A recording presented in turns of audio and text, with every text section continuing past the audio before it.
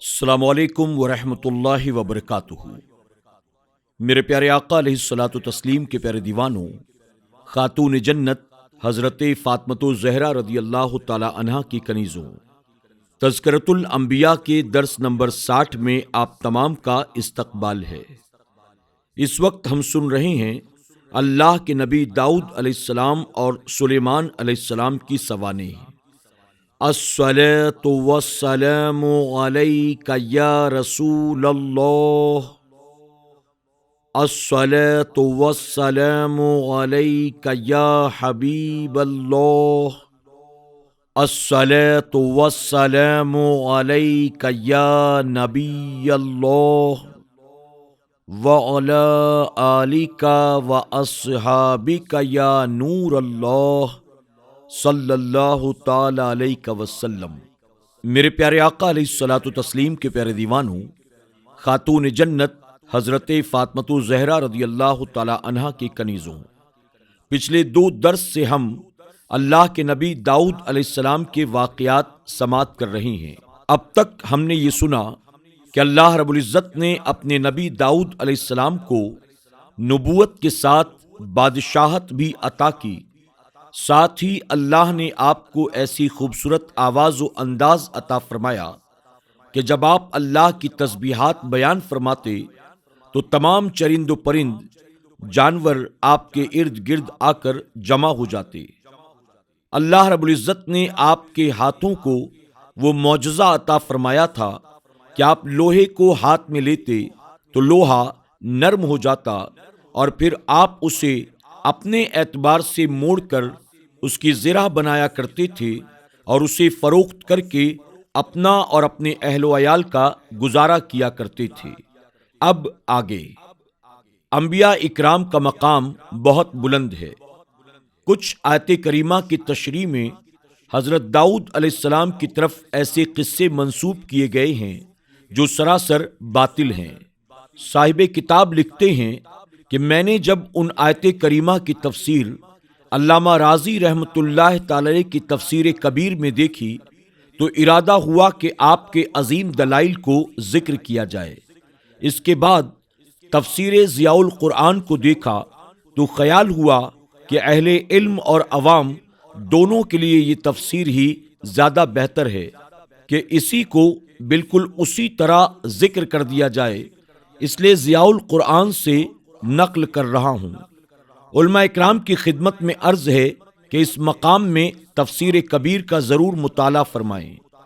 اور کیا آئی ہے آپ کے پاس اطلاع فریقین کے مقدمے کی، جب انہوں نے دیوار فاندی، عبادت گاہ کی، اور جب اچانک داخل ہوئے داؤد علیہ السلام پر، پس آپ گھبرا گئے ان سے۔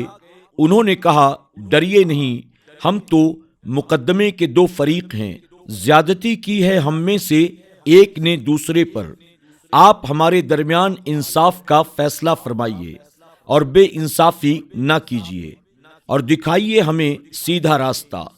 یہ میرا بھائی ہے اور اس کی 99 دمبیاں ہیں، اور میرے پاس صرف 1 دمبی ہے۔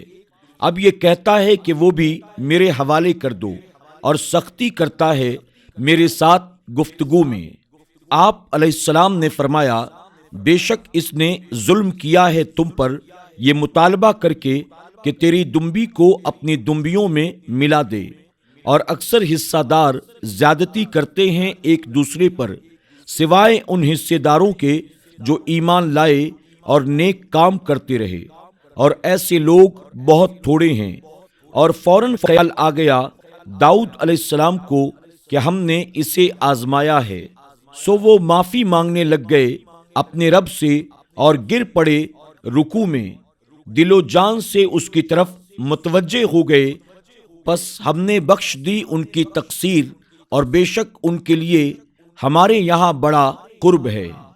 اس سے پہلے کہ اس قصے کی تحقیق کی جائے جو عام طور پر یہاں بیان کیا جاتا ہے، صاحب کتاب لکھتے ہیں، میں مناسب سمجھتا ہوں کہ پہلے آیات کی تشریح کر دی جائے اور آخر میں اس قصے کے متعلق محققین علماء کی رائے آپ تمام کی خدمت میں پیش کی جائے۔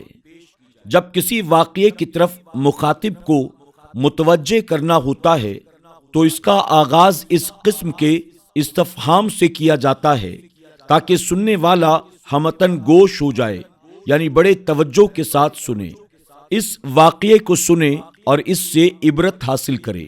یعنی کیا آپ کو اس واقعے کی اطلاع دی ہے کہ جب مدعی اور مدعا علیہ دونوں فریق دیوار فاند کر حضرت داؤد علیہ السلام کے عبادت خانے میں اچانک جا دھمکے، دیوار پر رینگ کر چڑھنا، محراب سے مراد آپ کی عبادت کا حجرہ، کیونکہ وہاں آپ علیہ السلام اپنے نفس سے برسرے پیکار رہتے تھے، اس لیے اس کو محراب کہا گیا۔ مسجد کے محراب کو بھی اس لیے محراب کہا جاتا ہے کہ وہاں بھی جماعت مسلمان امام ہوائے نفس یعنی نفس کی خواہشات، شیطان کا بھٹکانا اور طرح طرح کے خطرات اور مشکلات کے خلاف اپنی قوم کو جہاد کرنے کی تلقین کرتا ہے۔ یاد رہے کہ مساجد میں محراب کی موجودہ شکل عہد رسالت میں نہ تھی۔ علامہ جلال الدین سیوطی نے وضاحت فرمائی ہے کہ مساجد میں محرابوں کی آج جو مشہور و معروف شکل ہے، نبی کریم صلی اللہ علیہ وسلم کے زمانے میں ایسی نہ تھی۔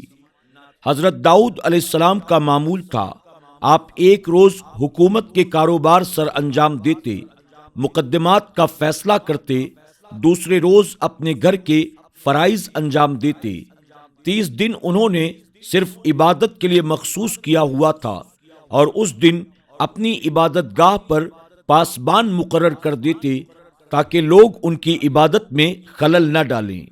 اس روز کسی کی مجال نہ ہوتی کہ وہ اندر آئے۔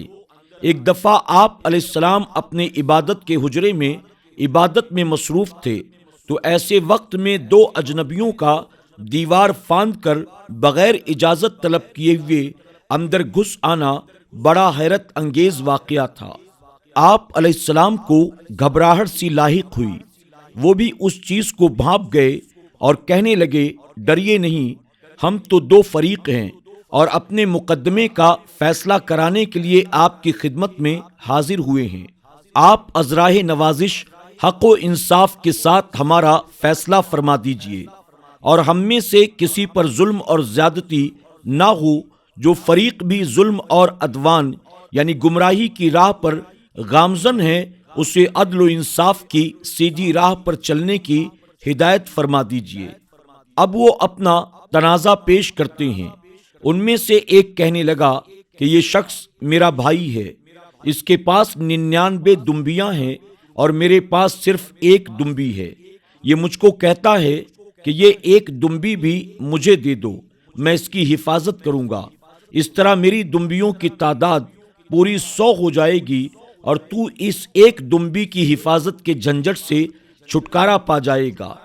یہ جب بات کرتا ہے تو چھا جاتا ہے اور سننے والا یوں محسوس کرتا ہے کہ یہ سچا ہے اور میری دادرسی کرنے کے بجائے الٹا مجھے ہی مجرم قرار دیا جاتا ہے۔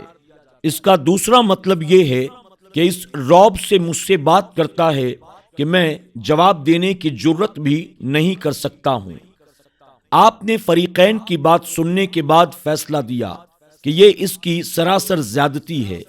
یہ اتنا حریص ہے کہ 99 دمبیوں سے بھی اس کے چشمے آز یعنی لالچ والی آنکھیں سیر نہیں ہوتی، بجائے اس کے کہ اپنے بھائی کے پاس صرف 1 دمبی دیکھ کر اسے اس پر رحم آئے اور 10-20 دمبیاں اپنے پاس سے اسے دے دے تاکہ اس کی حالت سنبھل جائے اور برادرانہ تعلقات کی لاج بھی رہ جائے۔ وہ اس کے پاس 1 دمبی بھی نہیں دیکھ سکتا، اسے بھی چھین لینا چاہتا ہے۔ یہ سراسر زیادتی ہے، یہ صریح ظلم ہے۔ آپ علیہ السلام نے فرمایا، اکثر حصے داروں کا یہی دستور ہے، بڑے حصے والا اپنے سے کم حصے والے اور کمزور کو اس کی قلیل پونجی سے بھی محروم کر دیتا ہے۔ البتہ وہ رشتہ دار جو اللہ تعالیٰ پر ایمان رکھتے ہیں، نیک اعمال سے خوگر ہوں یعنی عادت بنائی ہو، وہ اپنے دوسرے حصے داروں پر جبر نہیں کرتے، ان کا حق نہیں چھینتے، بلکہ حق و انصاف اور مروت و اخلاص کے تقاضوں کو ہر قیمت پر پورا کرتے ہیں، لیکن ایسے لوگوں کی تعداد بہت تھوڑی ہے۔ یہ فیصلہ سنانے کے ساتھ ہی حضرت داؤد علیہ السلام کو کوئی اپنی بات یاد آ گئی اور یہ خیال کیا یہ تو میری آزمائش کی جا رہی ہے۔ فوراً مغفرت طلب کرنے لگے اور سجدے میں گر گئے۔ یہاں راقے سے مراد ساجد ہے اور رکوع اور سجدوں کے معنوں میں اکثر استعمال ہوتا ہے، جیسے اس شعر میں ہے، وہ سجدہ کرتے ہوئے منہ کے بل گر پڑا اور بارگاہ الہی میں ہر گناہ سے توبہ کی۔ اس شعر میں حضرت داؤد علیہ السلام کا ذکر نہیں۔ شعر کے ذریعے صرف اس بات کو ثابت کیا گیا ہے کہ رکوع کا معنی سجدہ عام طور پر آتا رہتا ہے۔ میرے پیارے آقا علیہ الصلوۃ والتسلیم کے پیارے دیوانوں، خاتون جنت حضرت فاطمۃ الزہرا رضی اللہ تعالی عنہا کی کنیزوں، آج کے درس میں بس اتنا ہی۔